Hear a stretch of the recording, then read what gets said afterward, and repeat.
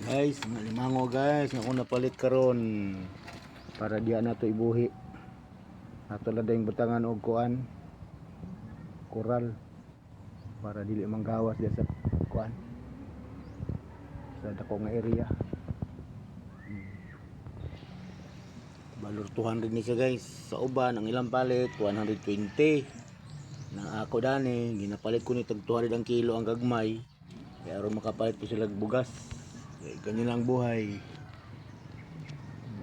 Magsinabtana ta, kumbaga. Lisod ang panahon. Wala mahitabo tong 20 ang kilo ni Marcos. Oh, hahay.